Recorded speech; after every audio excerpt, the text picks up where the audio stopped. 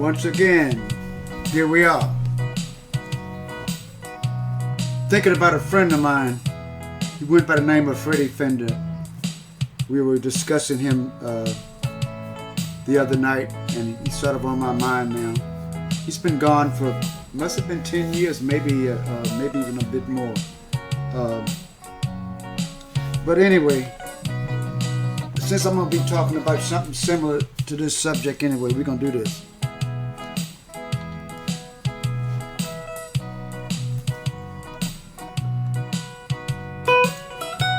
A little bit.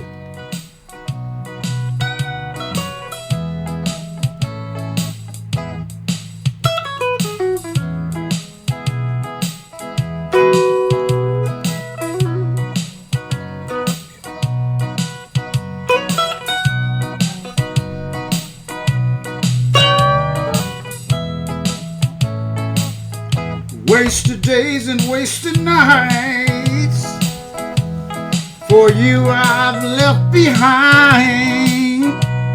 You don't belong to me. Your heart belongs to someone else. Do you remember the day you went away and left me? I was so lonely. Pray for your only, my love. How can I keep loving you when I know that you're not true? How can I call your name when you're to blame for making me blue?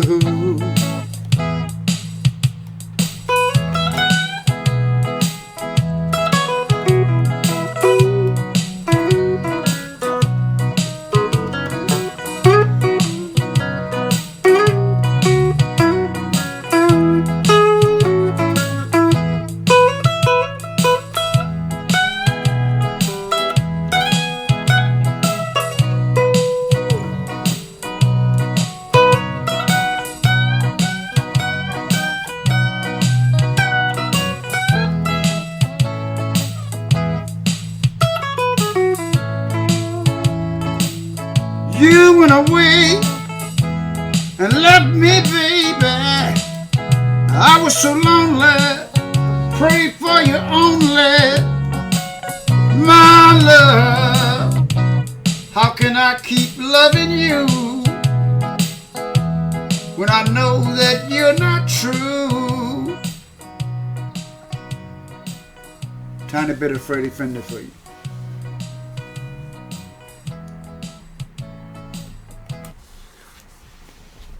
The conversation I'm going to have today, I'm calling it, How Did We Get Here?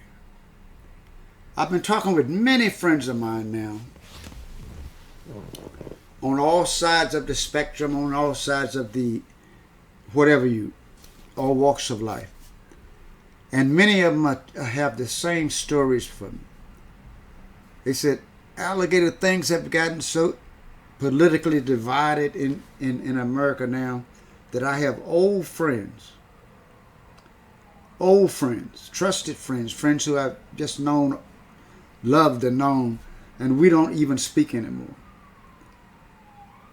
because they're on this side of the issue and I'm on this side of the issue, and we can't see eye to eye. So and I hear it over and over and over and over again.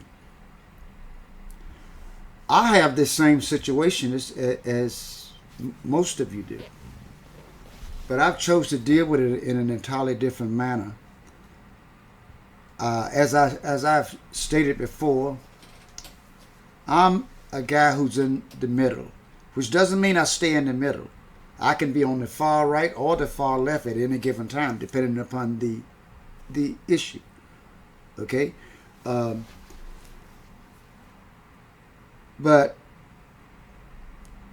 I have friends on both sides. When I say the right or the left, I mean the real far, the far right and the fringe left. Okay? Everybody else is just normal folk. And I have not lost one friend because of political differences. None, none. I give an example.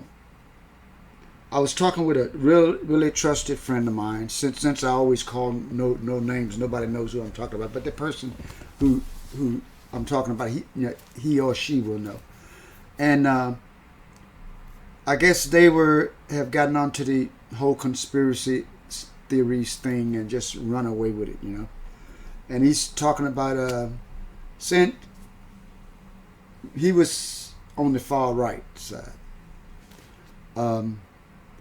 And when he was telling me all of these crazy things he was saying, I said, well, listen, do me a favor. Let's stop this right now. I'm going to ask you a question. And if you answer my question, that's going to tell me everything I need to know. I said, my friend, do you believe that Joe Biden, Hillary Clinton, and all of the Democrats are running child sex rings and having sex with children and all this stuff? And I swear, my friend looked me straight in the eye and he said, yes, I do, very emphatically. I mean, yes, I do. So then I said, you know what? That's where we end at. I said, we've been friends for so long. I love you. But right now, you have sailed off the end of the earth. You're a flat earther. You've sailed off the end of the earth. I can't reach you. But you know what? We don't deal with this anymore. I didn't talk to his friend for quite a while, and I ended up calling. I guess he was a little surprised that I called because he expected me to be to have some kind of a thing about the disagreement that we have on an issue. And my attitude is, the heck with that. We've been friends for how many years? My goodness, if you want to believe any kind of nutty thing you want to, and if you want to think that what I believe is nuts, that's okay. We can just leave that alone. And I've dealt with everybody like that. And I have all of my friends, even those that I vehemently disagree with on issues. Because I don't know how the rest of you feel, but it seems kind of dumb to me to lose a good friend because of differences on issues. We Americans, first of all, how did we get here? That's the theme of this show. How did we get here? It seems it's taken about 5 years, and everything has really just spun completely out of control.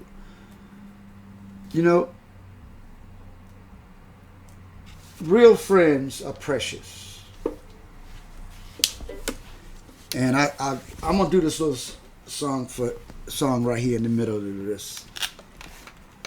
I should just keep on talking, but I'm gonna do this little song right here in the middle of this. Here's how I feel about friends. Give me 1 minute.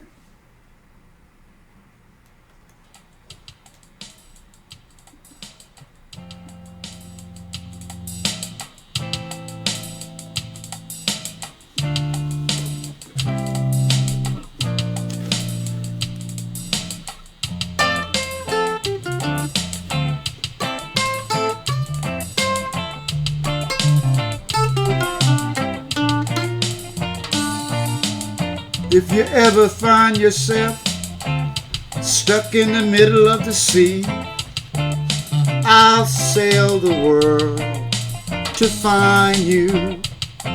And if you ever find yourself lost in the dark and you can't see, I'll be the light to guide you.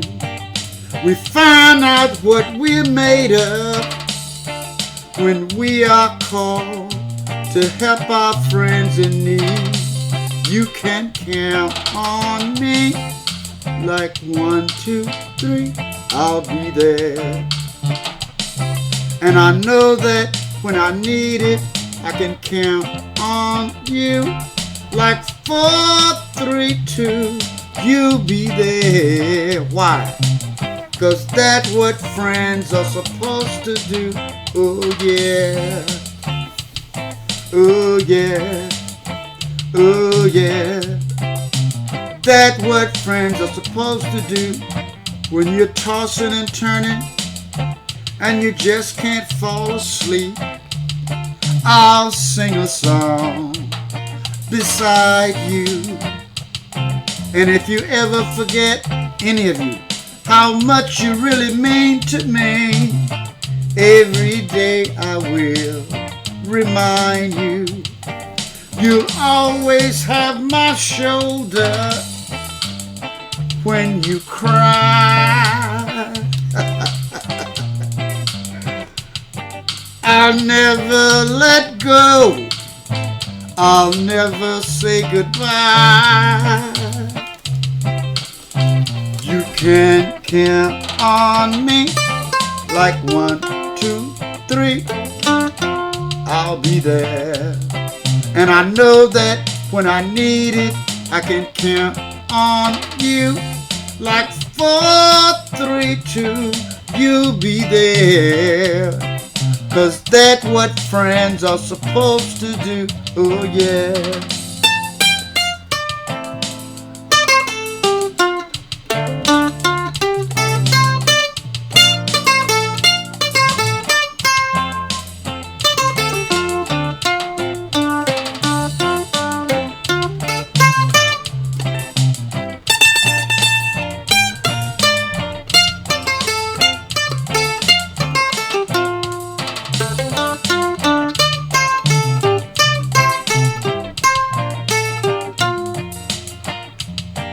You'll always have my shoulder when you cry. I never say goodbye. You can count on me like 1, 2, 3. I'll be there. And I know that when I need it, I can count on you like 4, 3, 2. You'll be there. Why? 'Cause that's what friends are supposed to do. Oh yeah. That's what friends are supposed to do. Now, I'm sure we're all aware of the fact that there is a wide divide in the interesting thing to me is that we shouldn't be surprised at this, because before the prior election that we had, our intelligence agencies had warned us about our enemies were going to be trying to interfere with our electoral system, cast doubt on our electoral system, divide us along racial grounds, and casting doubt, just doubt, period, in society. If you want to destroy democracy, that's a damn good recipe there, because it's not that hard. I thought America was exempt from that type of stuff, but it didn't take me long to find out that no, we're not. No, we're not at all. It reminds me, oh boy, some years ago. I'm over 50 years ago. I don't want to call this religion's name or anything like that, but I'm going to tell you, I got involved with a New Age religion, as you would call it, in the late 60s or early 70s or sometime in New Orleans. And to make a long story short, I sort of rose up through this little thing, and I ended up with my own temple. And I, we had our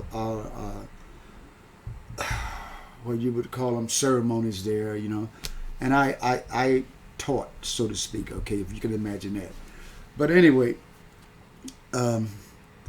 it was a thing where after a while I started backsliding. Okay, me and my close friends, we started backsliding. I had this temple, and there was all these people. We had it was a huge house, and people. It was sort of like a hippie house, so to speak. And and we would have our ceremonies there, and I would teach from time to time, and Tony Alamo and all these people would show up and speak. And my friends and I, we started backsliding, and we were going down. Everybody else was vegetarians, of course, back in those days. But we would backslide and go down to Canal Street. They had just opened a new chicken place down on Canal Street called Popeye's Chicken. It was the first one open, and they opened it down on Canal Street. And many people don't know that that's not about Popeye the Sailor Man. Well, indirectly, I guess it is. The Popeye was a very, very popular dance in the region of New Orleans back in the 60s, whenever it was, the 50s, 60s. And there was a dance called Do the Popeye. And anyway, that's just a little bit of trivia. But we would go down there and we would pick out on fried chicken. We would come back and go. So after a while, I looked around myself at these people who I had. And I realized, I told my friend, I said, you know what? I'm getting out of here. I'm leaving this thing. He goes, what are you talking about? I go, I'm going to take a run to New Mexico. I'm just going to leave. He said, well, what about the temple? What about the people? I said, to hell with them. You want to know why? I said, do you know that these people have become alligator gleeps? And when I said that, I meant that anybody who you spoke to with them about them, they was so under my spell, so to speak, and I had no intentions of that. That they would say, well, alligator says bleep bleep, alligator says bleep bleep, alligator says. They didn't think for themselves. And I brought that up to my friend, and I said, this is starting to bother me. And I looked at him. This is the truth. I looked at him and I said, answer this question for me. What do you think these people would do if I came up with some reason that I wanted them to go out and kill somebody? And he said, to tell you the truth, he says a lot of them would. And I said, that's what scares me. Okay. So anyway, I'm saying this to just tell you. Anyway, I walked away from that, and I didn't contact them for about 50 years, which was recently. And I guess I'm still a pariah around there. But anyway, the reason I'm saying this is because it's so easy to get people to follow a Pied Piper. And I found out how easy it was when I was doing that. But anyway, getting back to keeping my friends. I've gotten to the point now where people who say crazy stuff to me. I have a close friend recently who was telling me that in Augusta, Georgia, there were 400 women, black women, they said, who were missing, and the Illuminati had them. And they're raping them, and then anyway, some crazy stuff, right? So I'm listening to her, and I'm thinking to myself, people believe this kind of stuff. So I said, darling, where are the 400 women just disappeared like that? I said, well, what did the police do about it? And of course, there's an answer for everything. Oh, where's the Illuminati? The police didn't know about it. They don't know about it. And I said, okay. So there's 400 families who are missing these women. Didn't they go down and file a police report? Oh, no. They're afraid of the Illuminati. And it's like there's an answer for everything. So anyway, I've gotten to the point now where I just say, it's okay. It's okay for people to believe all of this crazy QAnon or whatever this stuff is. With me, once I find out how far someone has gone, then I simply don't discuss these subjects with my friends. And after a while, they learn also that they don't bring that to me after a while. So anyway, we have to coincide in some way in this crazy world that we're living in here. I hope some of you can at least think about that. That once people start to drinking the Kool-Aid, so they speak, there's no getting to them. You just can't. and it's okay to still love them. It's okay to be supportive in all other ways that, I can do that. Because as Americans, if we keep going in this direction, we're going down. Democracy cannot continue to exist like this. I'm sure. Let me tell you what we're doing next. I'm bringing on a really, really, probably the most important guest that I've had. I'm bringing on a really important guest in my next show, and we're going to talk about climate change. I spent Easter in Bolinas with some friends, and while I was there, I told one of my friends, I said, do you know that they're going to be moving Stinson Beach, all of the residents, all of the homes and people who live on the beach there, they're going to have to move them back up to the side of the hill because of climate change. That those areas are going to be ocean, and they know that this has happened. I mean, this is not theory anymore.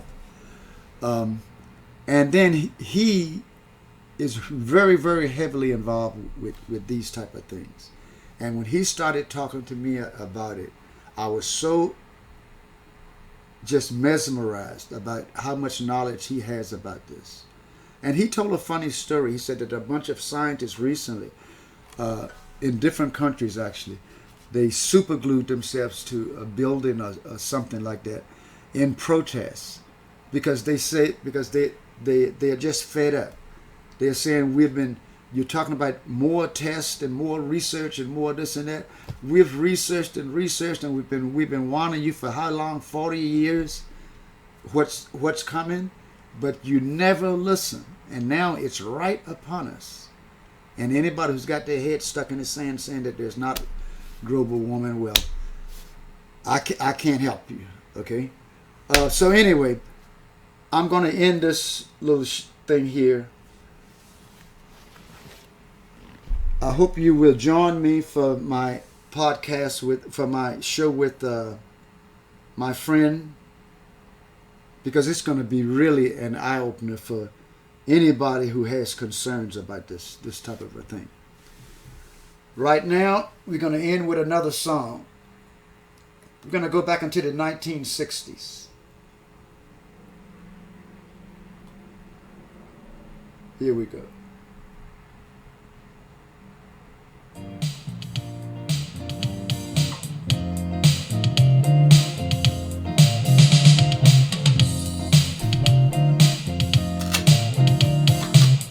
Some of you may remember this.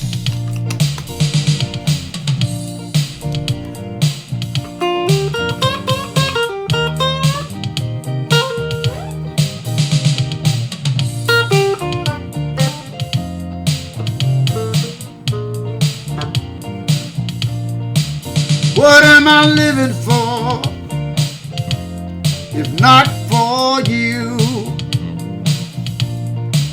What am I living for, if not for you? What am I living for, if not for you? Yeah, yeah, yeah. What am I living for, if not for you? Whoa, nobody else will do. Let me tell you now, I said nobody else will do. I want you all the time, that's all I know. I want you by my side, 'cause I love you so. What am I praying for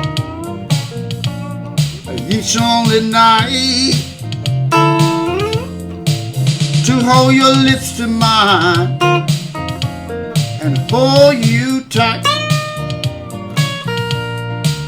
You'll be the only girl my whole life through.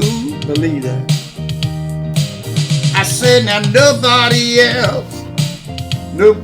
else will do. Bye, y'all. I said, now nobody else will do. What am I living for if not for you? Happy trails. I'm going to be leaving for Las Vegas for a while in a few days, and I'm going to probably do a podcast from down there, this show from down there.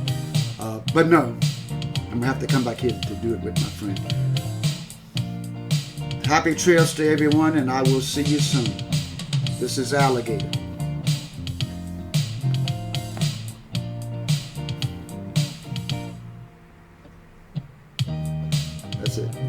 That's it. Sweetheart, I can edit this. This is not a problem.